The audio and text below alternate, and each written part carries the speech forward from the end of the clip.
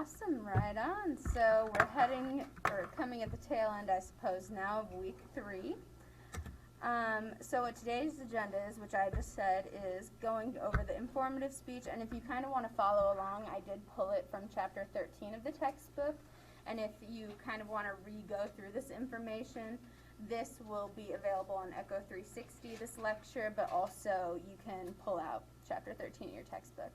We'll also be going over the new Canvas assignments and reviewing chapters 10 and 11 of your textbook. And this is just kind of an overall overview of what the informative unit will look like. So week 3, that's what we're doing right now. Week 4 will be a workshop of the informative speeches. So you might have noticed, but your topic proposal for the informative speech will be due this Sunday. We'll be going over that as well later on, but it's very low stakes, just kind of like I want you to have in mind what you're going to be talking about. So next week when we go over things, you'll have something to attach the information I'm giving you to. It'll just be roughly kind of like, how do I do research? What does an intro, a body, and a conclusion look like? What's a credible source? Just different things like that of like how to formulate your outline. Week 5, we will actually be doing the informative speeches. And then week 6, if you look at your course schedule, you can see that it's also slated for informative speeches. But just like knowing our class, even if all 8 students did show up, the speeches at max are 6 minutes. That's 48 minutes of a 50-minute class. We shouldn't technically be going over, but if any students are sick and need to make up, we can have week 6 for that. But other than that, week 6 will approximately look like what this week does, but for the public deliberation unit, just kind of introducing it, what does it entail, and things like that. So what is an informative speech? Informative speaking we should think of as the form of speaking that empowers others to act or decide.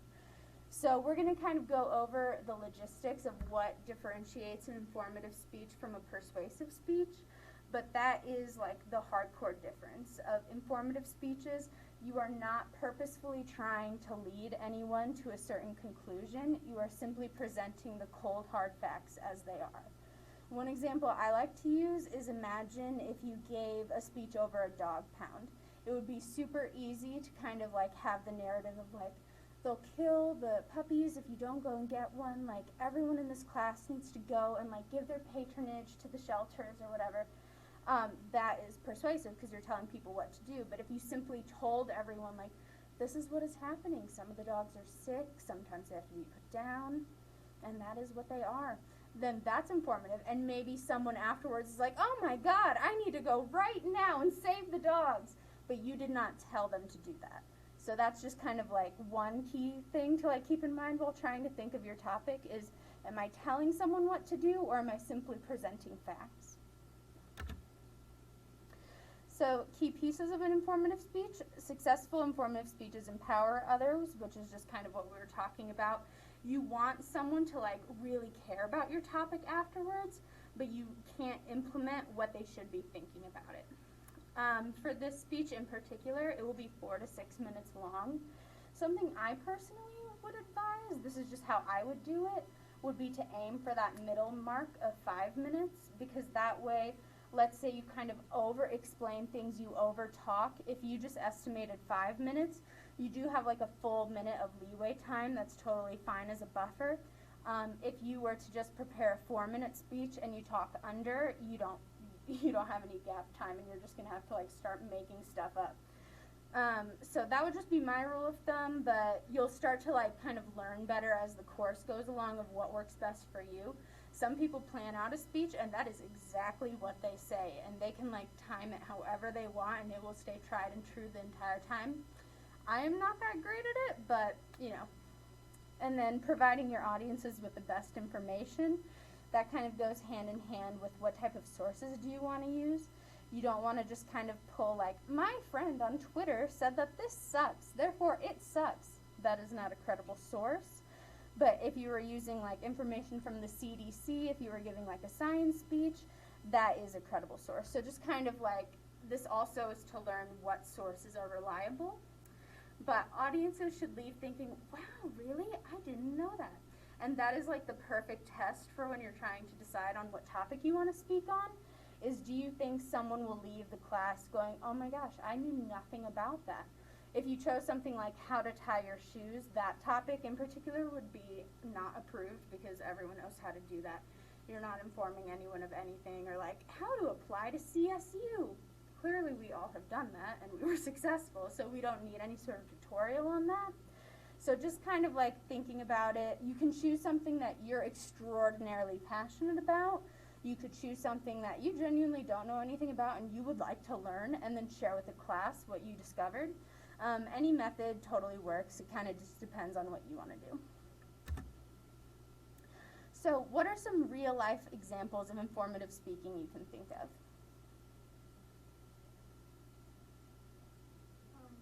Black Lives Matter. What was that? Like Black Lives Matter, like that would be important because not a lot of people would know about it.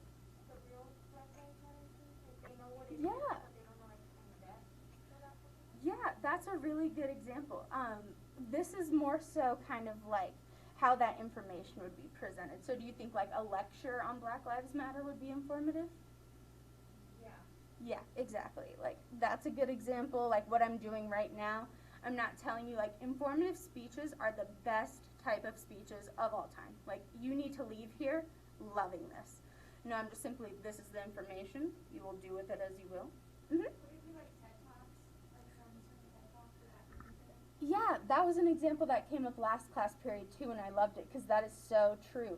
TED Talks are just kind of like, this is my life experience usually, this is something that's really impacted me, and I just want to tell everyone about it. Like, and that, TED Talks are so easily digestible and just very engaging to watch, so honestly, I would kind of like maybe watch a TED Talk and see what is that speaker doing that I find so effective, because those are just a great example.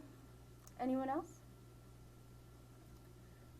Cool. So here are some that the book listed off, like public briefings, just like a business meeting, kind of like what happened last week, what's going to happen this week, what are the goals for the quarter, or whatever business people say.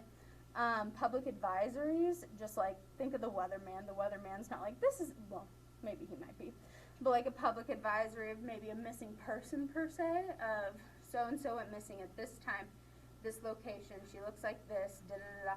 Like they're just doing cold hard facts to try to spread information, because without information, hysteria ensues. Testimonies, this I think is a really great example, because if you imagine anyone testifying in court, as soon, or at least on Law and Order, as soon as they start saying their own opinion, you can hear the other side saying like, oh, stop, like, no, because they're influencing the jury, whereas testimonies are just supposed to be the cold hard facts of this is what happened. Let's move on. And then lectures we went over, and then the book mentions, and I hadn't really considered this, but yeah, it's true, is like DIY tutorials of just like how to make a snow globe out of a shoelace, like things like that, where it's like, oh, okay, cool, because it is just presenting, here's the information on how to do this. There's no negating it. And then, but aren't all speeches persuasive? We kind of went over this. The main difference is informative speeches are objective. They're not coming from a place of bias. They're not influenced by your own opinion. We'll see an example here in a few minutes where you can use personal anecdotes, but you're not supposed to try to purposefully persuade anyone. Decisions and actions taken after a speech are not done at the behest of the speakers. So there won't be like a call to action at the end. And then what to keep in mind for your speech, be genuinely informative. Like, we could all get up here and speak about something we're passionate about, but that doesn't necessarily mean we're being informative. Like, I know a lot about like the X-Files. I could come up and be like, there are 11 seasons of a show, like on Fox Network. The best episode is Arcadia in season 11, episode blah, blah, blah. And like everyone will be like, whoa, what are you talking about? Like, I have no idea. You didn't set me up. Things like that. And like, do people need to know those sort of details, or would something else be more beneficial to know? Speak with clarity, and it's kind of the same as that last point of you want to make sure that you're articulating your points well. Is this something that the audience will actually care about? Is this something that can be applicable to their own lives, or just they can leave having like this beneficial information?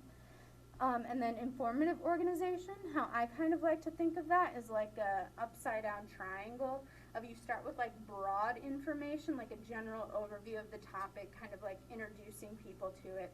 Then you go to something more specific because now they have that general information to build off of, and then you can go into kind of the nitty-gritty details.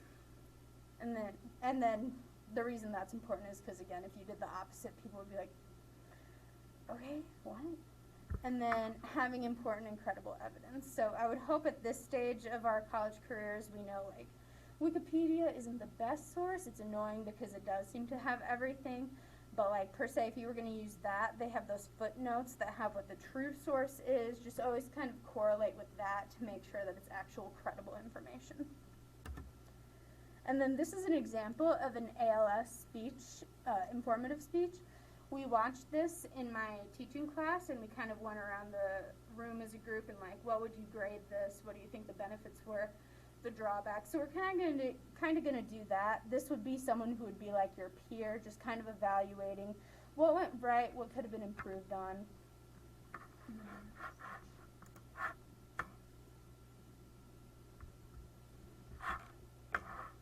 I hope I don't deafen you. I think it's at a good volume. Whenever I woke up crying in the middle of the night when I was a baby, my mom would always have my dad go and get me out of my crib and bring me back into their room. He would place me on her chest. She couldn't move her arms, but this was the way that she was able to comfort me. My mom had ALS. She died when I was 3 years old. Most people that I talk to have no idea what ALS is. They've never heard of it before. ALS is a horrible disease that can affect anyone. People need to understand what it is, how it's diagnosed, what treatments are available, and what research is being done to try and find a cure. ALS stands for amyotrophic lateral sclerosis, and according to ALSA.org, it is a progressive neurodegenerative disease that affects nerve cells in the brain and in the spinal cord. In a way, it's similar to Parkinson's or multiple sclerosis in the fact that it affects a patient's motor functions in their body. Writer Dudley Clendenin, who was diagnosed with ALS, described the disease in an article he did for the New York Times. He said, "The nerves and muscles pulse and twitch, and progressively they die. From the outside, it looks like a ripple of piano keys in the muscles under my skin. From the inside, it feels like anxious butterflies." The disease affects each patient differently, but in a typical case of ALS, the disease starts in a patient's hands and in their feet. Everyday activities like walking, like holding a pen, those things will be difficult for people with ALS. As the disease progresses, it moves up a patient's arms and legs, and it causes them to become paralyzed. Then, once the disease is in the final stages, it moves into a patient's torso, and that's when it affects their ability to eat, to speak, and to breathe on their own. Throughout all of this, the disease does not affect a patient's mind, so they have a complete understanding of what is happening to them. Arlene M. Kaptur said in today's Caregiver that 50% of patients die within 18 months of being diagnosed. There is no cure for ALS. The symptoms of ALS will become obvious over time, but it's a difficult disease to diagnose. There's no test for ALS, and it shows up differently in each patient, so doctors essentially have to work backwards. They have to rule out everything else before they can make that eventual diagnosis of ALS. Arlene M. Kaptur said in her article that there are certain tests that can be done. Blood tests, biopsies, MRIs, those are the type of tests that are done to rule out everything else before they make that final diagnosis. Once the disease is diagnosed, there are certain treatments that patients can use. In her article, Arlene M. Kaptur said that there is one drug that is available, which is called Rilatech. And what Rilatech does is it slows down the symptoms of the disease. So patients they can live a little bit longer, but it is not a cure for the disease. Patients can treat specific symptoms, so they can work with a physical therapist to help them with their movements, and they can also work with a nutritionist because patients will typically lose a lot of weight when they have the disease. And then at the very end, they can use a feeding tube or ventilation when they can no longer eat and breathe on their own. There are only a few treatments available for ALS, but research is being done to try and find a cure. Research has to be done in a lot of different areas because so little is still known about the disease. ALSA.org says that research is being done into the causes of the disease, so they're looking at different environmental factors that may cause it, and they're also looking at different gene mutations that may cause the disease. They also have to research how the disease progresses because it does show up differently in each patient. And then of course they're looking at different treatments for the disease. So they are experimenting with clinical trials and different drugs, and they're also looking into stem cell research. But there is no cure yet for the disease. ALS is a disease with no cure, and people need to understand what it is, how it's diagnosed, what treatments are available, and what research is being done to try and find a cure. People diagnosed with ALS face death in their near future, but scientists are researching the disease, and every day we get closer to finding a cure.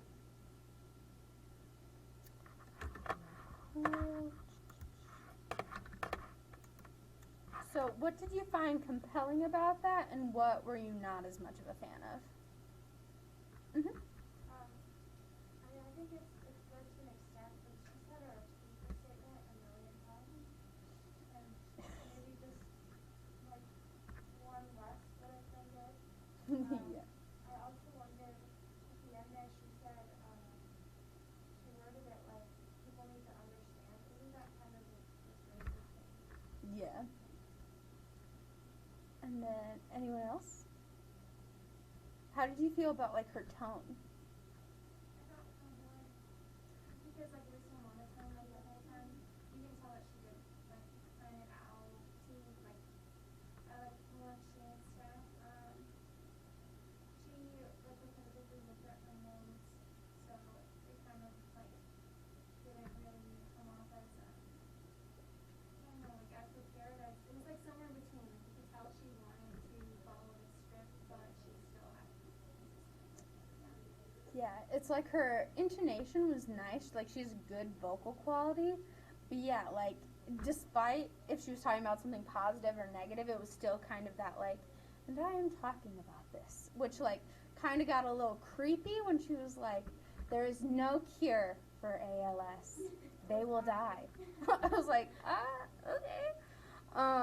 But yeah, so that's something to consider is vocal variety is very important. Anything else stick out to you? Mm-hmm. her eye contact was like on just this part wasn't really good. The other side of her really different. Yeah, that's a good thing to note too. Corn? I thought I liked the trying to emotional connect in the beginning, but I also didn't see much of the connection because she talked about being scared and going into the parents' room to sleep and that and then all of a sudden like her mom didn't move her arms, you know. I didn't fully see that connection. So it was like kind of there, just not fully. Yeah, for sure. Anyone else? Yeah, I would say in the classroom with the other graduate students, it kind of fell in an A minus as highest, B minus as lowest range. I personally gave it an A minus just because, like, relatively speaking, she did inform you about a topic, like, it was prepared. You could tell she was nervous, but something that I like to take into consideration is you could definitely hear her, like, stammer, or that, like, awkward throat thing happen where like your throat clenches up and you have to talk through it. Like that happened to her a few times, but it didn't derail her. She like didn't get all frazzled or anything. She moved past it really well, and that's something I like to take into consideration is like stuttering, stammering, adding unnecessary likes or ums every now and then. That's an inevitable part of speaking, but how you react to it is something that you can definitely control. Are you gonna like throw a temper tantrum and like, okay, I need to start again. Like, oh, okay. Like, are you going to get frustrated or are you just going to go past it? Whatever. I can repeat myself. And I think she did a good job with that. Something a lot of people noted, this will seem hypocritical of me because my one extraordinary flaw in public speaking is I talk with my hands for no reason whatsoever. but she did that as well. Some people call it like karate chopping, when you're like just going like this all the time. She did have some purposeful gestures, like I think when she talked about like holding a pen, when you can kind of create a mental image like that, like if I were to say like, yeah, I took out my headphones, like wrapped them around my neck, then you're like, oh, I know what you're talking about. I can like have a visual image of what you're talking about. But kind of going like, yeah, and then I like put my headphones on, you're like, what? What are you talking about? But yeah, so overall, I do think that this was a good informative speech. Of course, everything can always improve and be better. But that's something to just kind of consider going into this is something that I would look at and be like, yeah, I can tell there's a lot of effort put into this, A minus. Something that a lot of people detracted on was the organization. Like, she starts with a personal anecdote, which is a great hook, but then she kind of moves into what seems like it'll be a circular pattern of, like, this is how it's diagnosed, how you can first start seeing it, and then it moves into, like, how you'll end up dying, and then it jumps to something else, like, completely scientific, which could be circular, but it just kind of seems like she was petering off, like it was just the final thing she had to say. She knew she wasn't at time yet, so she just kept being like, there's no cure. There's no cure. People are still trying to find it, but they haven't yet, because there's no cure. And it's like, okay, we get it, just like you were saying. But so, the assignments of the informative unit, we're kind of switching topics. Does anyone have, like, any questions specifically about, like, what the informative speech entails? Cool. So these are the assignments that you can see on Canvas right now. Each of the following units, the public deliberation, policy, commemorative, will look like this. Commemorative will be a little bit different. The rest will kind of follow this pattern of like things being due either Friday or Sunday. But the commemorative will be just a little different because I didn't really want to assign you homework over fall break. So, like, things will be a little more crammed just because I want you to enjoy your life. But so the first assignments that will be due for every unit is the topic proposal, because everything kind of foundationally works off of that. We'll go into all of these assignments more in detail on the next slide. But then the next thing will be an informative speech example discussion. I'm kind of utilizing this. If you remember, there was an assignment called like 50 miscellaneous points. These two assignments are where that is being put towards. So there will be 4 example discussions at 40 points, and then the topic proposals in total will be 10. So those are the miscellaneous 50 points. The informative speech outline. This, we'll talk more about it, but the due dates in particular for this, it says like September 25th, which for you guys, it doesn't really matter. But let's say like you needed to switch class periods with someone just quickly, like you're going out of town. The outline is due the day that you speak. Just because something important to note is you have to do kind of like the verbal equivalent of in-text citations. And so while you're doing that, it's beneficial for me to have like, okay, she cited McCreary. Okay, she verbally cited this person, and just kind of taking note of that because that's one of the requirements of the speech. And then afterwards, you have this for the quick start speech, the self-evaluation. You'll be able to see what kind of the questions of each of these are moving forward. And then the feedback form 1 is something new to this unit, where you're going to have to give feedback to one of your peers. You could choose to do someone in class that you see every week. If that makes you uncomfortable, you could choose like a student from the Monday section you never see. It's really up to you. Or if you see a topic where you're like, that's so cool, like I want to know about that, go ahead. So this is what the topic proposal looks like. You have one due this Sunday, but it's just proposing 2 potential topics for your informative speech. In terms of grading, let's say like you proposed one that I was like, no, you can't do that. Like how to tie your shoe. You won't lose points for having like what isn't a good proposition, I suppose. If you kind of clearly knew that and were just like, okay, submit, I will see that there's a lack of effort and you might lose points there, but this is just kind of for me to be able to know that you are coming to class prepared. You'll just put like what it is, your idealized thesis statement, And this isn't like a blood pact or anything. You can change your mind later of like, actually, I think my thesis statement would work better this way. Or, actually, I want to talk about this instead. This is just to kind of like get the ball rolling. But you'll just kind of put 2 to 4 main points. And something to consider is kind of with that 4 to 6 minute time range. If you're supposed to kind of allot 1 minute per point, if you choose 2, you're kind of batting at 4 minutes with the intro and conclusion. If you choose 4, you're batting at 6, etc., etc. So, this is the informative speech example discussion. I have these due on Friday, so hopefully as the week progresses and you get more and more comfortable with what a speech looks like, you'll have an easier time identifying it in the wild, for lack of a better term. The point of this is both for you to kind of be able to start recognizing how often public speaking happens in the real world and being able to kind of differentiate what a speaker's point is. You'll start to notice like, oh, okay, this person wants me to do something, or oh, they're just letting me know this information, and then you can start to kind of disseminate information better. And it also is a benefit because technically this is a class of 24. You guys tend to only see like 4 or 5 of your classmates, but later on when we're doing the feedback forms and whatnot, I want you to kind of be comfortable with one another, like be acquainted to speaking with strangers, and this you're required to find a video from the internet. I think that this looks like a good example of informative speaking. I think that this person did this well. I think this person did this bad. We had the ALS example, which was a good speech that you could talk about. We're going to have something coming up that's awful that I love. But, like, you could talk about that. And then the other part of the assignment is responding to 2 of your classmates. And that's just very short. It's just to kind of, like, get people to talk to one another. And it's just like, I agree. I think that this was a really good example for this reason. But the outline upload, don't worry too much about that right now. It is something that's kind of like rapidly coming up, just the nature of the class. Things are moving by pretty quickly. But we'll be doing a lot of activities next week, kind of getting you in the groove for what an outline looks like. I'll show you like kind of samples. There are, I think on this specific assignment, if you click on it, like how you would turn it in, there is an example of a speech outline if you ever want to download that and kind of use that as a template.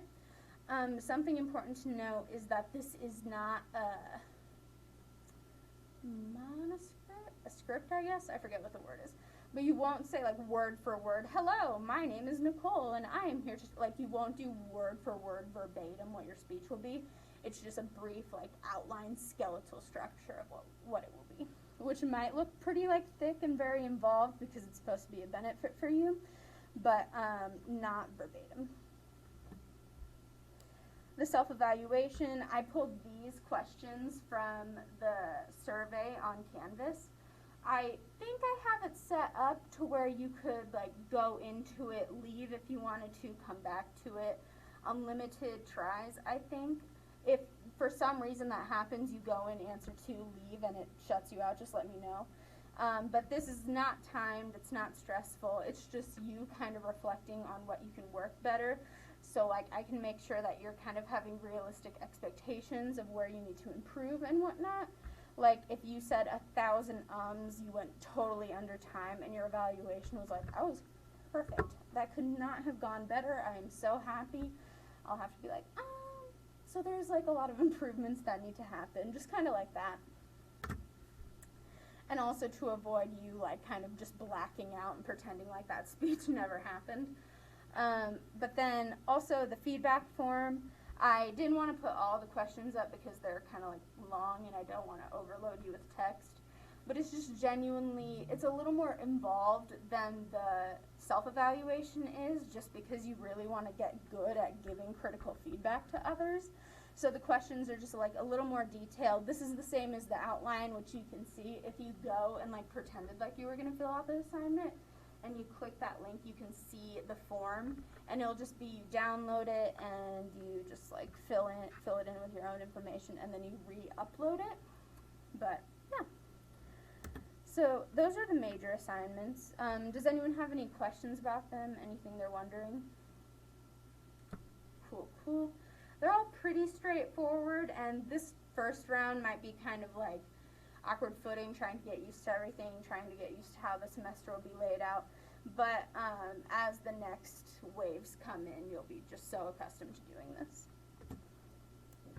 But this is chapter 10, which I just forgot what it was called, Delivering a Speech. This is a Phil Davidson example that is in your textbook. This tickles me.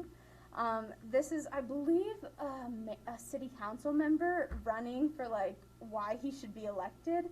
But just like the ALS speech, we're going to kind of go over what did Phil do wrong? Where could Phil have improved?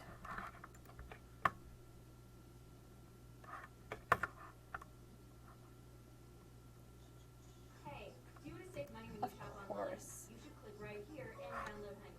No. Don't click there. I have been a Republican in times good, and I have been a Republican in times bad. Albert Einstein issued one of my most favorite quotes in the history of the spoken word, and it is as follows. In the middle of opportunity, in the middle of difficulty lies opportunity. I'm going to repeat that so I have clarity tonight. In the middle of difficulty lies opportunity. This is the opportunity we've been waiting for. The Stark County Treasurer's Office is a mess. If nominated tonight, I promise each and every person in this room, I will hit the ground running, come out swinging, and end up winning. We're tired of business as usual. Drastic times require what? Drastic measures, yes. Who said that? Thank you. Drastic times require drastic measures. Politics does not touch football. Politics is winner take all. It always has been, and it always will be. If nominated tonight, I want to develop and expand my campaign for what I believe is the greatest strength of the Stark County Republican Party, and that is its people. I believe in the axiom that all politics is local. If nominated tonight, I win. Tell your friends, tell your neighbors, tell Randy Gonzalez, I'm coming. Both barrels, guns loaded. So what went wrong there? Everything. Anything. Yes, it's real. This, like, it is, like, because I didn't want to bombard you with 5 minutes of this. It's kind of a cut down of the best of or worst of this speech. But I mean, it's pretty telling. Like, the rest of it isn't much better. He starts off kind of like, okay, like, hi, I'm Phil Davidson, and I'm here to talk to you. And you're like, okay, well, passion. But then the passion just keeps going. It was weird because it almost turned into like, you could tell it was like scripted, so it like took away from that passion. So like when he was yelling, it was like, oh wait, what was I going to like yell about? Like and he'd go and he'd look and be like, and so it just took away. It was just like he's literally just yelling. Like it's not passion at some point. It's just like Yes, and it's a perfect example of someone being too reliant on their notes of like you can't even give it. What else went wrong?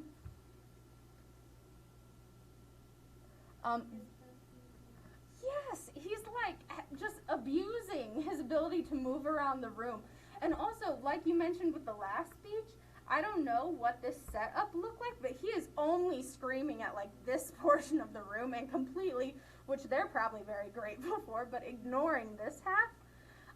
The whimper really got to me when he messed up and he was like, like that cracked me up. I really liked it.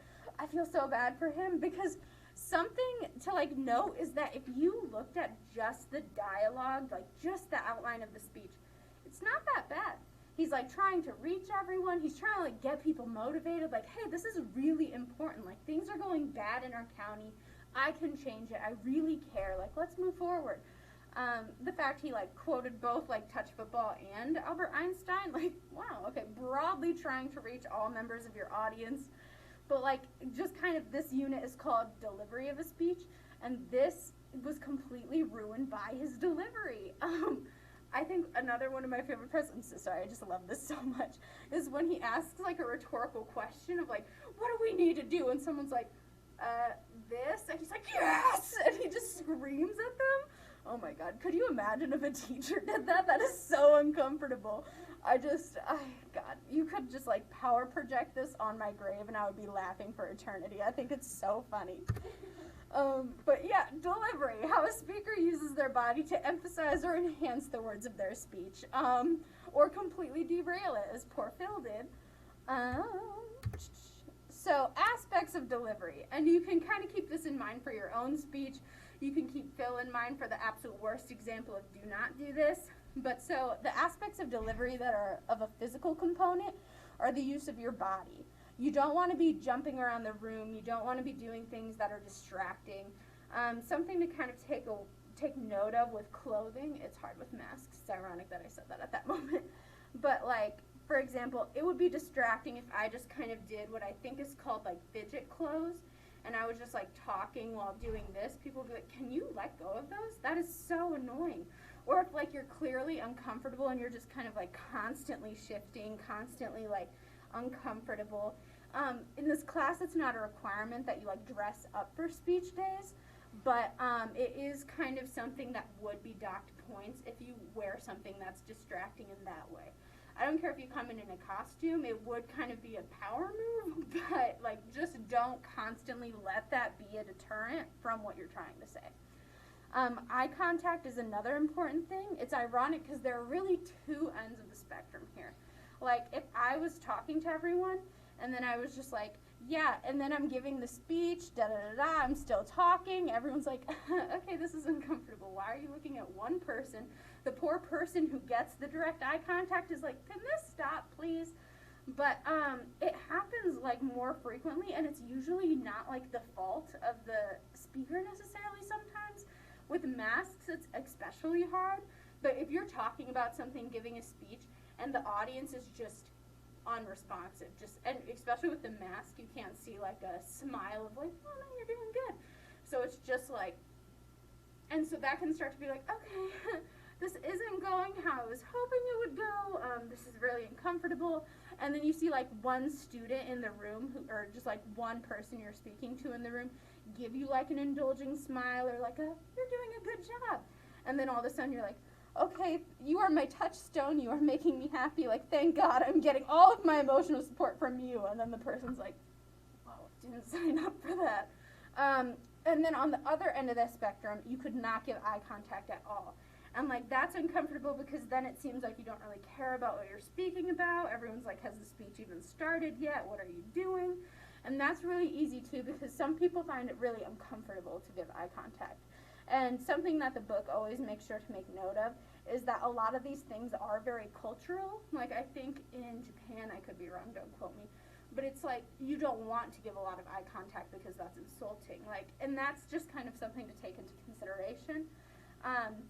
Another thing, just weird twist of the semester, but in terms of eye contact, when you guys have to do like a virtual speech or the commemorative speech, which will be online, you have to kind of take into consideration eye contact in a weird setting where there are no eyes you're looking into.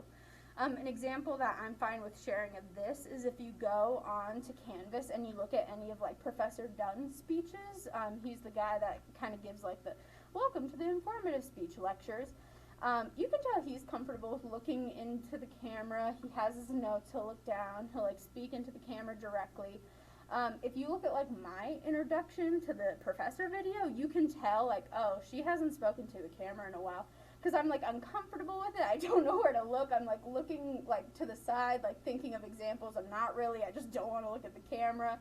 And like that's an example of, okay, don't do that. Because everyone's like, why are you nervous? No one's even there. So it's just kind of something you want to have a balance towards. And just like how you can have too much eye contact, you don't want to just stare down the camera because then it looks like a weird stalker video and it's uncomfortable for everyone involved. But all of these essentially are kind of twists with the environment we're in right now. But facial expressions, I'm not saying you have to like overcompensate with like anything else because you have a mask on and I can't see your voice. It's pretty easy to kind of tell just through intonation, from body language, like oh, someone's kind of like smiling, someone maybe is more serious, like they're not smiling, they're very to the point, whatever. So especially when you see on the grading rubrics that there's facial expressions, don't think that I'm going to be like, well, I didn't see their mouth move at all. Not at all. Posture is something you don't want to be kind of like speaking like this, because that's unprofessional, like you don't even care. You can just stand up straight, give attention, be present. Gestures, which is hypocritical of me because I just gave like 40 for no reason. But just like we were talking earlier, you don't want to do unnecessary gestures that serve no purpose for your speech. You kind of want your gestures to highlight things. On the same, like all of these are a spectrum, because you also don't want someone who doesn't move a single muscle their entire speech, because then it's kind of scary, like are you going to pass out? And it's just uncomfortable. Proxemics is something that I wasn't really aware of like consciously until I read the book. But proxemics is taking into account how you utilize the space. So like I'm just like, there are 4 people in this room, I can make eye contact with all of you, I'm at like a central point in the room, this is good. But like if I just kind of like went around like, hey everyone, like what's going on, like how are you feeling today, like I'm trying to like make connections with all of you, it's kind of like, why are you moving so much? There are 4 people here. If I was in like a huge auditorium, that might be beneficial, because then I wouldn't be just like addressing one small section of the room. I can kind of like move my body and like be more physically present. But it's just kind of taking into consideration who's your audience. Is it appropriate for you to be moving around, or should you be staying at a podium? Things like that. Aspects of delivery: vocal. Articulation and pronunciation oftentimes get confused, but there is a distinctive difference. Articulation is making sure every part of a word is being understood well. Like if I didn't articulate, you wouldn't understand what I'm saying, because I'm not understanding the words, and you're like, what? I don't understand. But pronunciation is how a word is actually said. Are you moving your mouth in the correct way to form the words? Like, if I said, like, aspects of delivery, I mispronounced that. That is not the word. And so that's something to take into consideration when you're, like, doing your informative speech, looking things up, is, are you learning new terminology that you have to, like, learn how to say? You don't want to, like, present information and say the word wrong, because then your whole entire audience is, like, learning something incorrectly. If you don't articulate, they won't learn it at all, because they can't understand what you're saying. Rate is, you don't want to like drag out your speech a ton, because then everyone's kind of like, oh, so you didn't prepare and you think speaking slowly will just take up time, so like you can get to the time limit. Whereas if you talk too fast, again, people can't understand you. Specifically within the American setting, we oftentimes view conversational types of speaking as good speaking, because we would prefer to like kind of have someone talk to us like as if like, hey, sit down, like let's just like have a chat, rather than being lectured to like strictly. So that's something to kind of take into consideration. It's totally fine if you want to like get up here and like have kind of a buddy moment with your audience, kind of like set everyone at ease. That's absolutely fine. It's not unprofessional. It is just being conversational. You know, it kind of changes from venue setting to venue setting, but genuinely on a whole, we kind of prefer like the conversational style.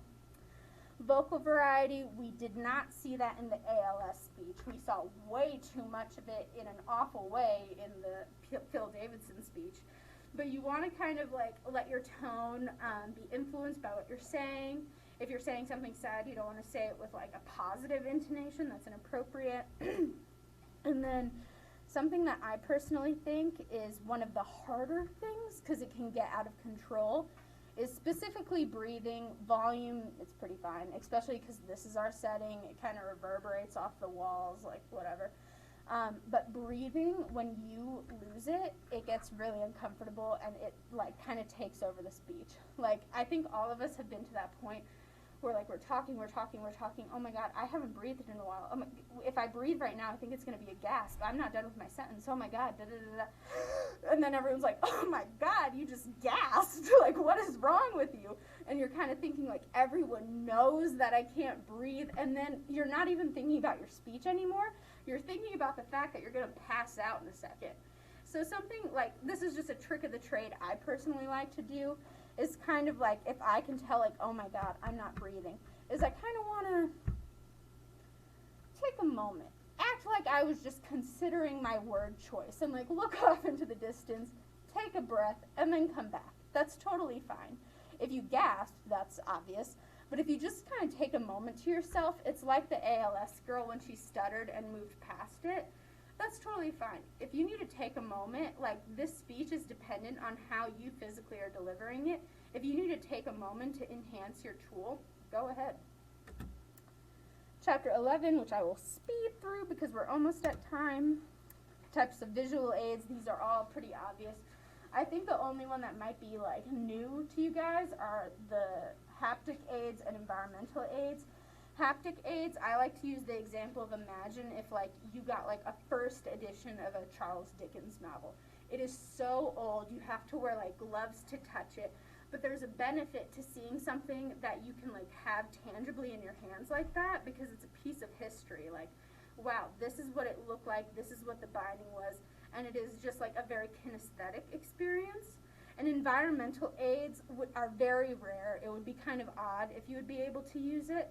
Like right now in this room, if I was giving a speech on like the impact of classroom environment on like teaching, I could be like, yeah, look at the walls. They chose to have these like blocks of gray because they knew that if you looked to the side and just saw white brick walls, it would be very oppressive and you wouldn't feel that it was a conductive speaking environment. It would be very a la Pink Floyd. And like I'm using the classroom setting as an example within the speech. The class itself becomes a part of the speech. So it would be very odd for you to kind of have that as like something you could use as an aid, but it's something to consider. And I think I didn't put a transition from this slide into the next one. But the most common speaking aid that we'll be using, technically like right now, this is like a digital aid, which is a PowerPoint, which is very easy to abuse, as we'll see in the next slides. Preferably a PowerPoint slide or whatever you choose to use is kind of a bullet pointed list. You're not overly relying on it for information. But so, what do you think is wrong with the next slide? Too much. It's fugly. The background is like abrasive to the eyes. There's so much information, and like I have been in so many classes where my classmates give presentations where they clearly overload the slides with information because they're not comfortable speaking, and it ends up being like 90 Day Fiancé is an American reality television series on TLC, and like they're not making eye contact. They're not like engaging with the audience. They're just so like, it's like essentially the digital equivalent of reading off of a note card. I hate it. What is wrong with this slide? It also is too much, on like the opposite end of the spectrum. Some people like to be cool and whatnot, but this is inappropriate. First of all, why WHY? 99% of people say rabbits are smarter than bears. When would that statistic ever matter to anyone? And not real. I love my rabbit, who cares? And also that photo of the bunny flipping off like the world on a motorcycle, inappropriate, probably for like almost any setting. But we're at time, so I'm not going to keep you. I think that was the last slide, but do you have any quick questions before we go? Amazing. I hope that was useful. You just have those assignments to take into consideration on Sunday. Next week, just kind of come with your topic proposal in mind, ready to like kind of like crank out an outline essentially.